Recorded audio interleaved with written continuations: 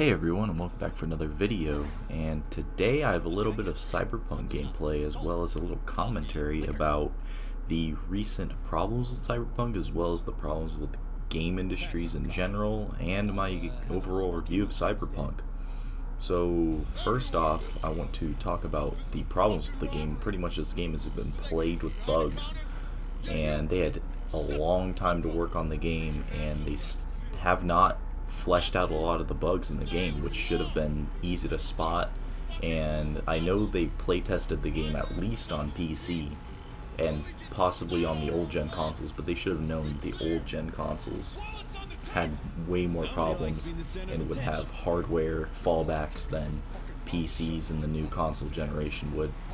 And I know PCs and the new console generation would be a little bit more difficult to work with, but the older consoles should have had a much easier time getting through. All they had to do was just lower the textures, lower some render distances and such, and they would have had no problems really. It's just the amount of bugs in this game is kind of ridiculous because they didn't see some of this in all of the 8 years of development, and all those delays and such what were they doing essentially? And that's what everybody has a problem with right now, and I haven't given up on this game because I see it has a lot of potential and I've enjoyed it for the amount of time I've played. And with the problem behind that is really game industries themselves, when they don't really have play testers, or they refuse to play test, or they refuse to release alphas, betas, release the proper game date of release.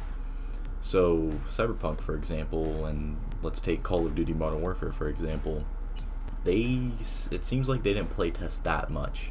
They probably play tested in earlier versions, and in Call of Duty's example, because that's a little bit of an easier game to explain, Call of Duty's guns and some elements of the game are somewhat unbalanced in ways. For example, some of the battle pass weapons, where when they are released, they are pretty good for the most part. There was one season that I remember where the guns weren't that good or that bad. They were just right in the middle there, but for the most part, the guns that got released, everybody was using them because they were just better than what was already in the game. So that's Call of Duty, but Cyberpunk here, it's different because they should have play tested to find bugs, to see elements of the game that don't work and that do work, what they're missing and such, and they didn't hit any of the marks on playtesting. It works on PC, but there's still a hefty amount of bugs. Some things feel missing from the game. The AI is broken at parts. It's just simply down to people need to play test, release betas, alphas, more than what they already do. And I know Call of Duty and everybody's done that except Cyberpunk, which was the kind of the example here. Now, with all that out of the way, a little bit on a positive note here, I've enjoyed Cyberpunk heavily. I played it when it first came out, and I had it pre-ordered since September, I believe, and I wanted to just get my hands on it, and regardless of the amount of bugs and all the T-posing and cars flying in the air, this game is just something special behind all those bugs. And what I really see in this game is the amount of potential it has, because there's no game that has been this scale at all.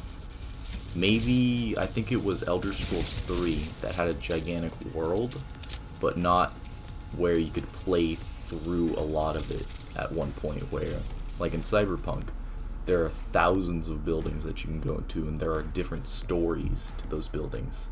So it's not just like GTA where buildings are just one story.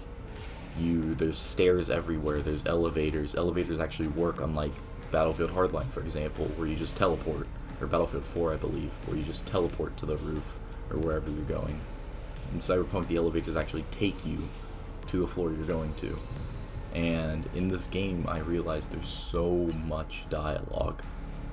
The dialogue, it sometimes may get annoying after like a long day just listening to this game for a while, but 99% of the time I enjoyed listening to the conversations. I never skipped like any dialogue pretty much. I only skipped some of the end game stuff just because I thought some of it was not helping the story whatsoever. So, but I never skipped any of the story dialogue because it was just so great and it was well written, and just the story of this game is immense. And with that, the story, I'm not going to give out any spoilers here, but the story itself is really, really well written. The side characters, the characters that are introduced for a short time, are still impactful. Like, let's take the Flaming Crotch Man, for example. That guy had such a small impact on the story and part of the game, but he was memorable because he had such a strange story behind him. And main impactful character like Pan Am or Rogue, they're very memorable too. They had stories, they had character. Just everything about this game, besides the bugs, is almost perfect in my opinion. I mean, the people might not like the driving. I personally like the driving. It feels a little bit realistic with the braking not working out immediately. You do a little bit of sliding. The turns aren't sharp either. They have a little bit of tug to it, I guess. But and then some of the other things with the game are the fighting, the mix of quick hacking and melee combat and shooting, the different elements of the game just thrown together. You can do whatever you want. You just have so much freedom to do what you want in this game. And I finished the story. I finished pretty much, I'd say about 85-90% of the side quests. I'm almost done with the game, I'd say. I'm almost 100% in the game, because all I have to do is buy some of the cars, and then some of the things on the streets I have to do left. So I think I have a fair amount of knowledge of what's going on in this game, and what I know is that this game has so much potential to be better, and I'm so glad to have bought it when it first came out so I can just be on the road of positive progress, because the amount of updates that they have had ever since the release, which was I think about a week ago or so, they've been updating the game consistently to flesh out the bugs. I know there's this major bug where it had an 8 megabyte save limit, where it just corrupt your game as soon as 8 megabytes of save were hit, but they fixed that just yesterday, and that was reported the day before that. So they're fixing this as soon as possible, and I think they're triaging a lot of the bugs as well. So a lot of the minor bugs will be put at the bottom of the list. Like, I'd say, I'm not sure, the T-posing might be a minor bug, but like the major ones, like random cars exploding and such, that would be a major one. Some save progress, that might be another major one, but I see a lot of potential for this game, and the things that I feel are missing from this game are end game things to do and closure to the story. Because I'm not gonna, like I said, I'm not gonna give any story elements away here, but there needs to be more closure to the end, in my opinion. Because I feel like there just needs to be more closure. I'm not gonna say anything beyond that. But besides that, the world is already open, but I feel like there needs to be more to it. There's so much to do in the world, but there's got to be more. There's got to be an end game thing, something that you can just do for as long as you want, multiple of those things. And this game has the potential to add that. Like racing, for example, you can only do a storyline thing of racing, and then from what I know, racing is not there anymore.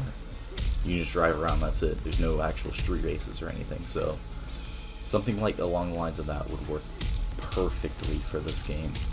And yeah, so just they need to playtest these things more. Hopefully when they do add things, they playtest before they release it. I don't care if it takes another year.